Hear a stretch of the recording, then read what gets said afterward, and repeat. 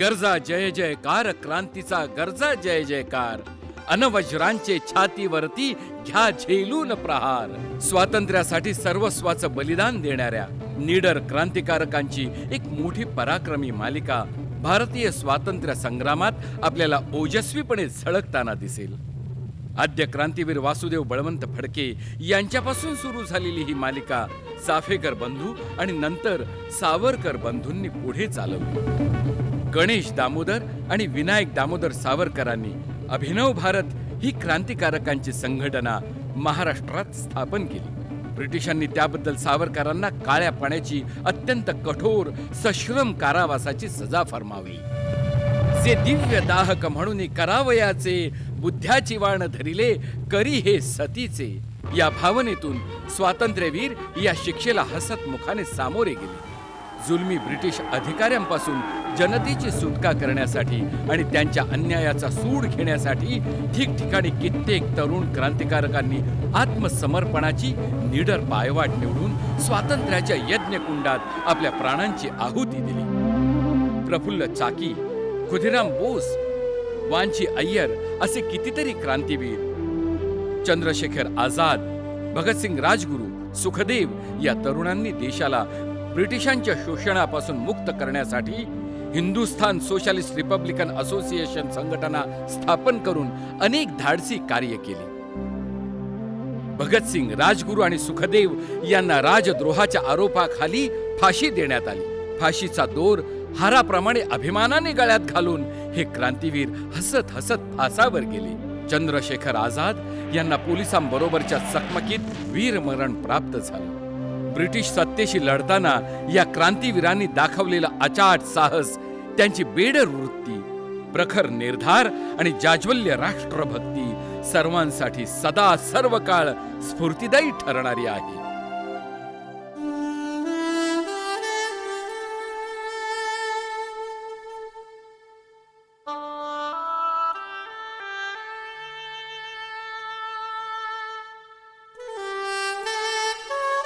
वेदमंत्राहून आम्हा वंद्य वंदे मातरम. भारतीय स्वातंत्र्य आंदोलनाचा अत्यंत प्रभावी ठरलेला 2 अक्षरी जादुई मंत्र म्हणजेच वंदे मातरम. बलाढ्य ब्रिटिशांच्या हृदयाचा थरकाप उडवणाऱ्या या मंत्राने लाखो सामान्य भारतीयांना ब्रिटिश सत्तेविरोधात लढण्यासाठी सहस्त्र हत्तींचं बळ मिळवून दिले. बंगाली लेखक बंकिमचंद्र चट्टोपाध्याय यांच्या आनंदमठ कादंबरीत आलेल्या वंदे मातरम या गीताने तरुण वर्ग भारावून गेला आणि वंदे मातरम ही ब्रिटिश सरकारच्या निषेधाची घोषणा बनली. वंदे मातरम म्हणजे मी आईला अर्थात भारत मातेला वंदन करतो. गुरुदेव रवींद्रनाथ टागोरांनी राष्ट्रीय सभेच्या अधिवेशनात सर्वप्रथम हे गीत गायलं आणि पुढे हे आपलं राष्ट्रगान ठरलं.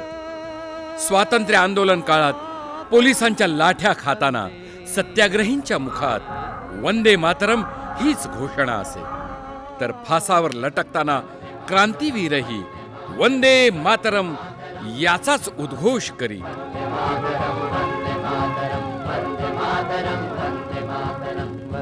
लाला लजपतराय यांनी लाहोर इथून एक नियतकालिक सुरू केलं.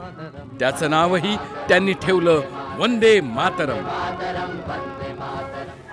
स्वातंत्र्य आंदोलनाच्या काळात ठिकठिकाणी प्रभात फेऱ्या निघत, त्यातही भारत माता की जय आणि वंदे मातरम या मुख्य घोषणा असत.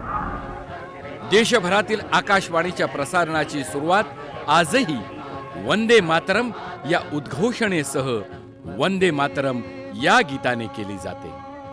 आमची जात, धर्म, पंथ, प्रांत वेगवेगळे असले तरीही आम्ही सर्व या एकाच भारत मातेची लेकरे आहोत, अशी एक राष्ट्रीयत्वाची भावना वंदे मातरम या गीतामुळेच प्रत्येक भारतीयाच्या मनात निर्माण होते. म्हणूनच वंदे मातरम हे शब्द आपल्या मातृभूमीवरील आणि परस्परांवरील प्रेमाचं प्रतीक ठरले आहे.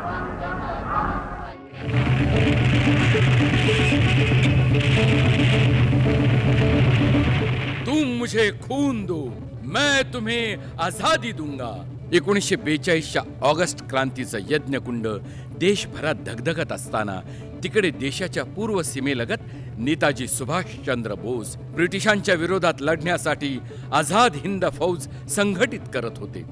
जय हिंद, चलो दिल्ली, जय हिंद. हा नारा देत नेताजींची आझाद हिंद सेना रंगून इथून भारताच्या दिशेने कूच करीत पुढे निघाली. कदम कदम बढ़ाए जा, खुशी के गीत गाए जा, ये जिंदगी है कौम की, तू कौम पे लुटाए जा. हे आझाद हिंद सेनेचं समरगीत होतं. विशेष म्हणजे आझाद हिंद सेनेत झाशीची राणी हे महिलांचं विशेष पथक होतं. कॅप्टन लक्ष्मी स्वामीनाथन या त्या पथकाच्या प्रमुख होत्या. आझाद हिंद सेनेने जपानच्या मदतीने अंदमान निकोबार बेटांवर ताबा मिळवला. म्यानमारमधील आराकानचा भाग आणि आसामच्या सीमेलगतची ठाणी जिंकून त्यांनी थेट इम्फाळपर्यंत मजल मारली. मात्र याच सुमारास ब्रिटिशांना अमेरिकन लष्कराची मदत मिळाली. जपानची मदत बंद झाली आणि मुसळधार पाऊस सुरू झाला. तरीही त्या प्रतिकूल परिस्थितीत आझाद हिंद सेनेचे शूर सैनिक नेटानं लढा देत होते. आझाद हिंद सेनेवर ब्रिटिश सरकारने राजद्रोहाचा ठपका ठेवून आझाद हिंद सेनेच्या अधिकाऱ्यांना कठोर शिक्षा ठोठावल्या. पण जय हिंद.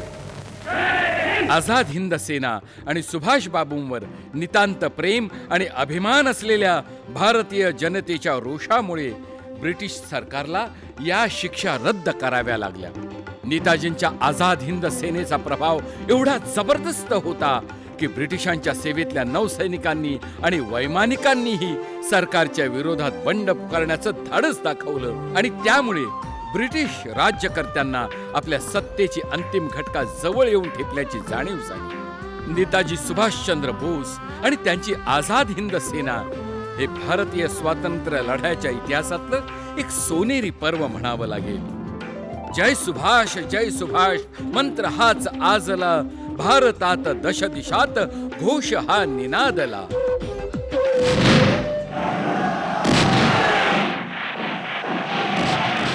बयालीस का लगा जमाना, भारत खेले होली, पुलिस चलावे गोली तो जन करे हृदय की झोली.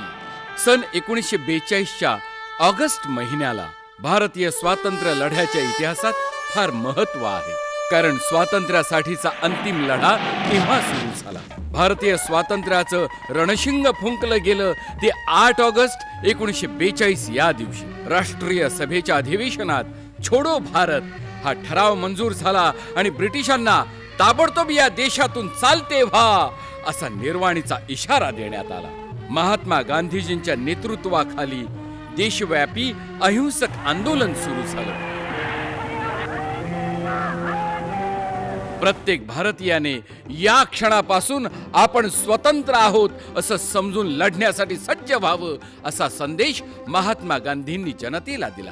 करेंगे या मरेंगे, करू अथवा मरू हा मंत्र देऊन या प्रतिज्ञेसाठी बलिदानाची तयारी ठेवावी असंही गांधीजी म्हणाले. गांधीजींच्या या जादुई मंत्रामुळे देशात नवचैतन्य निर्माण झालं आणि देशाच्या कानाकोपऱ्यात लोकांनी उत्स्फूर्तपणे लढे सुरू केले. इंग्रज सरकारने हे आंदोलन सुरू होण्यापूर्वीच चिरडण्याचा प्रयत्न केला. महात्मा गांधी, मौलाना आझाद, जवाहरलाल नेहरू, वल्लभभाई पटेल या प्रमुख राष्ट्रीय नेत्यांना रातोरात अटक करण्यात आलं. सभा, भाषणं, मोर्चे, निदर्शनं यावर बंदी घालण्यात आली. पण याचा परिणाम उलटाच झाला. जनतेच्या संतापाचा उद्रेक झाला. लोक उत्स्फूर्तपणे रस्त्यावर उतरले. दुकानं बंद झाली. कामगारांनी संप पुकारले. पोलिसांनी लाठी हल्ले केले, गोळीबार केला, पण जनता नमली नाही. जयप्रकाश नारायण, डॉक्टर राम मनोहर लोहिया, अच्युतराव पटवर्धन, अरुणा असफ अली, SM जोशी, युसुफ मेहर अली, सुचेता कृपलानी, नाग गोरे या भूमिगत नेत्यांनी या आंदोलनाचं नेतृत्व केलं. भाई कोतवालांचा आझाद दस्ता, जनरल आवारींची लाल सेना, उषा मेहता, विठ्ठल झवेरींचा आझाद रेडिओ, विविध भागातील प्रतिसरकार यामुळे इंग्रज सरकारची राजवट खिळखिळीत झाली. स्त्री पुरुष, विद्यार्थी, तरुण, शेतकरी, कामगार या सर्वांचा मोठा सहभाग या आंदोलनात होता. आंदोलकांची संख्या एवढी प्रचंड होती की देशातले तुरुंग अपुरे पडले. साने गुरुजी, तुकडोजी महाराज यांच्या देशभक्तीपर गीतांनी देशभरात स्फूर्तिदायी वातावरण निर्माण केलं. 1857च्या उठावानंतर ऑगस्ट क्रांतीच्या रूपाने देशात प्रथमच एवढ्या मोठ्या प्रमाणात ब्रिटिशांच्या विरोधात विशाल जनआंदोलन उभं राहिलं आणि त्यातच आगामी स्वातंत्र्याची बीज रोवली गेली. स्वराज्य हा माझा जन्मसिद्ध हक्क आहे अशी सिंहगर्जना करीत ब्रिटिशांविरुद्धच्या भारतीय असंतोषाचे जनक ठरलेल्या लोकमान्य बाळ गंगाधर टिळकांनी स्वदेशीचा हिरिरीने पुरस्कार केला. राष्ट्रीय चळवळीची सूत्र लोकमान्यांच्या नंतर महात्मा गांधींच्या हाती आली आणि त्यांनी स्वदेशी संकल्पनेला अधिक व्यापक आणि प्रायोगिक स्वरूप दिलं आणि त्याचं प्रतीक बनला तो चरखा. स्वतः दररोज सूत कताई करणाऱ्या महात्मा गांधींनी तरुण स्वातंत्र्य सैनिकांना चरखा आणि टकळी घेऊन खेडोपाडीचा आणि स्वराज्याचा मंत्र घुमवा असा संदेश दिला. त्याप्रमाणे शेकडो तरुण खेडोपाड्यात गेले आणि त्यांनी स्वदेशी, स्वातंत्र्य आणि स्वावलंबनाचा मंत्र चरखा आणि टकळीच्या माध्यमातून लोकांच्या मनावर बिंबवला. चरखा म्हणजे देशातल्या गरीब माणसाच्या आशा आकांक्षांचं प्रतीक आहे असं महात्मा गांधी मानत. श्रमप्रतिष्ठा, समानता आणि ऐक्य ही मूल्य साधण्याचं साधन म्हणजे चरखा असं त्यांचं म्हणणं होतं. सर्वजण मिळून एकत्रितपणे आणि नियमितपणे हे काम केलं तर ही मूल्य साधतानाच देशाच्या स्वातंत्र्याकडे आपली वाटचाल सुरू होईल. कारण कापड उत्पादनासारख्या उद्योगांवर असलेलं इंग्रजांचं नियंत्रण त्यामुळे संपुष्टात येईल यावर गांधीजींचा विश्वास होता आणि म्हणूनच स्वातंत्र्याच्या चळवळीत चरखा हे प्रतीकचिन्ह महत्वपूर्ण ठरलं. देह मंदिर, चित्त मंदिर, एक तेथे प्रार्थना, सत्य सुंदर मंगलाची नित्य हो आराधना. भारतीय संस्कृतीत सत्य हा एक महत्वाचा मूल्य संस्कार मानलेला आहे. जगात अंतिम विजय सत्याचाच होतो अशी आपली दृढ श्रद्धा आहे. म्हणूनच आपल्या देशानं सत्यमेव जयते हे ब्रीदवाक्य स्वीकारलं आहे. मुंडकोपनिषदातील एका श्लोकात याचा उल्लेख आहे. त्याला राष्ट्रीय दर्जा मिळवून देण्याचं काम भारतरत्न पंडित मदन मोहन मालवीय यांनी केलं. सत्यमेव जयते हे राष्ट्रीय ब्रीदवाक्य देशाच्या राजमुद्रेच्या तळाशी देवनागरी लिपीत लिहिलेलं असतं. देशाच्या चलनी नोटांवर त्याचप्रमाणे सर्व शासकीय कागदपत्रांवरही राजमुद्रेच्या खाली सत्यमेव जयते हे वाक्य छापलेलं असतं. राष्ट्रपिता महात्मा गांधींनी आपल्या एकादश वृत्तांमध्ये सत्याला अहिंसे इतकंच महत्वाचं स्थान दिलेलं होतं. सत्य म्हणजे पवित्रता आणि सत्य म्हणजेच परमेश्वर असं महात्मा गांधी मानत. मनाच्या शुद्धतेसाठी सत्य या मूल्याची जोपासना व्हायला हवी आणि त्याचा संस्कार मनावर व्हायला हवा असा संदेश या ब्रीदवाक्यातून मिळतो. देशाच्या ब्रीदवाक्यातून त्या देशाचं अंतिम ध्येय किंवा उद्दिष्ट अधोरेखित होते. सत्यमेव जयते हे आपल्या देशाचं ब्रीद अखिल विश्वासाठी सत्याच्या प्रतिष्ठापनेची ग्वाही देणारा मूलमंत्र ठरलेला आहे. विजयी विश्व तिरंगा प्यारा, ध्वज उंच तिरंगा डोले रे, तो रविचंद्राशी बोले रे. आकाशात उंच उंच फडकणारा आपला तिरंगा म्हणजे देशाच्या ऐक्याचं, वैभवाचं आणि विकसनशीलतेचं मूर्तिमंत सांस्कृतिक प्रतीकच जणू. 7 ऑगस्ट 1906 रोजी कोलकात्यात सर्वप्रथम 3 रंगांचा राष्ट्रीय झेंडा फडकावण्यात आला. अर्थात तो आजच्या तिरंग्यापेक्षा थोडा वेगळा होता. त्यानंतर या राष्ट्रीय ध्वजाला वेगवेगळा आकार मिळाला. रंग आणि प्रतीकचिन्हांचा वापर होत गेला. त्यात पुन्हा पुन्हा बदल होत आजचा तिरंगा आकाराला आला. 22 जुलै 1947 रोजी म्हणजेच स्वातंत्र्यापूर्वी काही दिवस अगोदर घटना समितीच्या बैठकीमध्ये त्याला अधिकृत मान्यता देण्यात आली. तिरंग्यातला सर्वात वरचा गडद केशरी रंगाचा पट्टा सामर्थ्य आणि धैर्याचं प्रतीक आहे. मधला पांढरा रंग हा शांतता, त्याग आणि सत्याचं महत्व अधोरेखित करतो. तर तिसरा हिरव्या रंगाचा पट्टा भारत भूमीची सुपिकता, समृद्धी आणि पावित्र्याचा निदर्शक आहे. राष्ट्रध्वजाच्या मधल्या पांढऱ्या पट्ट्यात गडद निळ्या रंगाचं 24 आऱ्यांचं अशोक चक्र झळकताना दिसतं. सम्राट अशोकाच्या सारनाथ इथल्या सिंहस्तंभावरील धर्मचक्राची ती प्रतिकृती आहे. हे अशोक चक्र म्हणजेच अविरत गतिमानतेचं प्रतीकचिन्ह आहे. मच्छलीपट्टणमचे पिंगली व्यंकय्या यांनी तयार केलेला हा तिरंगा आज भारताची शान बनून जणू गगनाला गवसणी घालत आहे. राष्ट्रध्वज हा रेशमी किंवा खादीच्या कापडापासूनच बनवलेला असावा. त्याच्या लांबी आणि रुंदीचं प्रमाण 3:2 असावं असा दंडक आहे.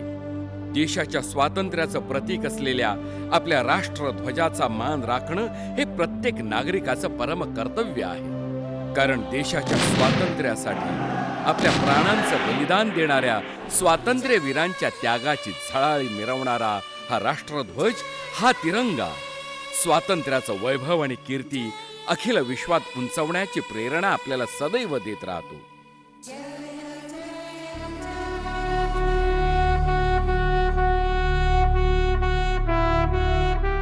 जगी घुमवारे दुमदुमवारे भारत गौरव गान, या रक्ताला या मातीचा मृत्युंजय अभिमान.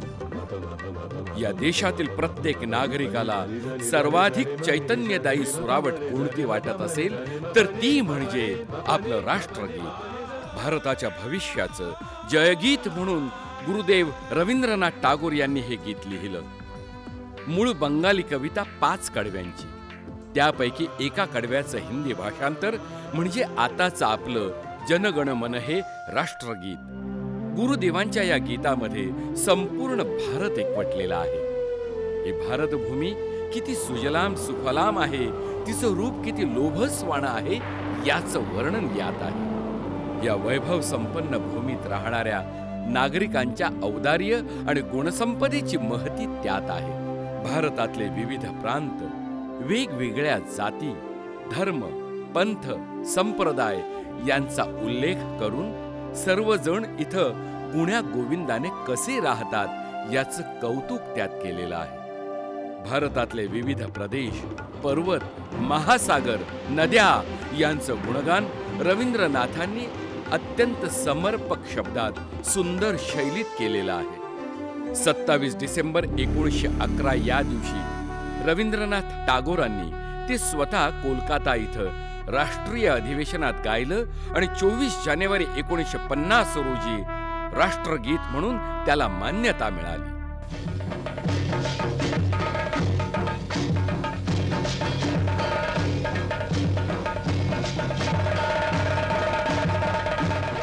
वाजे विजय तुतारी रे, तोरण बांधा दारी रे, स्वातंत्र्याचा सूर्य उगवला, दुमदुमते ललकारी रे. 15 ऑगस्ट 1947 ची पहाट स्वतंत्र भारताचा मंगलमयी सुवर्ण कलश झळकावतच क्षितिजावर अवतरली. खगांनी मुक्त कंठाने स्वातंत्र्याची स्तवन गात सृष्टीला जागवलं. डौलानं फडकणारा तिरंगा पाहून पहाट वारा क्षणभर थबकला आणि तिरंग्याचं तेज न्याहाळताना सहस्त्र रश्मी सूर्य देखील लाजून मेघाआड दडला. पण खरं तर 14 ऑगस्टची संपूर्ण रात्र भारतीयांनी जागूनच काढलेली होती. ज्या एका क्षणासाठी कित्येक स्वातंत्र्य सैनिकांनी आपल्या घरादारावर पाणी सोडून मातृभूमीच्या मुक्ततेसाठी सर्वस्व समर्पण केलेलं होतं, कित्येक निडर क्रांतीवीरांनी स्वातंत्र्याच्या यज्ञकुंडात प्राणांची आहुती देत हसत हसत मृत्यूला कवटाळलं होतं, तोच हा मृत्युंजय क्षण होता ज्याची कोट्यवधी भारतीय जनता तुझसाठी मरण ते जनन, तुझं वीन जनन ते मरण या पवित्र भावनेनं डोळ्यात प्राण आणून वाट पाहत होती. 14 ऑगस्टच्या रात्री दिल्लीत संविधान समितीची अत्यंत महत्वाची बैठक सुरू होती. मध्यरात्री 12चे ठोके पडले. 15 ऑगस्ट उजाडला आणि भारताचं पारतंत्र्य संपुष्टात आलं. भारत स्वतंत्र झाला. ब्रिटनचा युनियन जॅक खाली उतरला आणि त्या जागी स्वतंत्र भारताचा तिरंगा ध्वज मोठ्या डौलानं आसमंतात फडकू लागला. 150 वर्षांची गुलामगिरी संपली. परदास्याच्या शृंखला गळून पडल्या. स्वातंत्र्याचा जयघोष अवघ्या आसमंतात दुमदुमला. गगनात दुंदुभी वाजे, थरथरली वसुधा माई. दश दिशा प्रकाशित झाल्या, लहरीतून सागर गाई. अशा या ऐतिहासिक क्षणी देशाचे पहिले पंतप्रधान पंडित जवाहरलाल नेहरू म्हणाले, अनेक वर्षापूर्वी आपण नियतीशी एक करार केलेला होता, त्याची पूर्तता होण्याचा हा क्षण आहे. प्रत्येक देशवासी आनंदाने रोमांचित झाला. कित्येकांना अश्रू अनावर झाले. भारत माता की जय, इन्कलाब जिंदाबाद, महात्मा गांधी की जय अशा घोषणा देत लोक आनंदानं एकमेकांचं अभिनंदन करत होते, नाचत होते. देशाच्या प्रत्येक भागात नागरिकांनी हा दिवस दिवाळीसारखा हर्षोल्लासात साजरा केला. ठिकठिकाणी रोषणाई करण्यात आली. दारी रांगोळ्या सजल्या, घराला तोरणं लटकली, मिठाई वाटण्यात आली. वर्तमानपत्रांनी स्वातंत्र्य दिनाच्या ठळक मथळ्यांसह ठिकठिकाणचे वृत्तांत छापले. संपूर्ण जगानं या ऐतिहासिक घटनेची नोंद घेतली. कारण एका बलाढ्य परकीय साम्राज्यवादी सत्तेविरोधात सर्वसामान्य जनतेने आपल्या अस्मितेसाठी आणि अस्तित्वासाठी व्यापक लढा उभारून तो निर्धारपूर्वक यशस्वी करून एक आदर्श उभा केला होता. संपूर्ण विश्व जणू भारतीय स्वातंत्र्याला मानवंदना देत होते, शुभचिंतन करत होते. हे राष्ट्र देवतांचे, हे राष्ट्र प्रेषितांचे, आ चंद्र सूर्य नांदो स्वातंत्र्य भारताचे, स्वातंत्र्य भारताचे.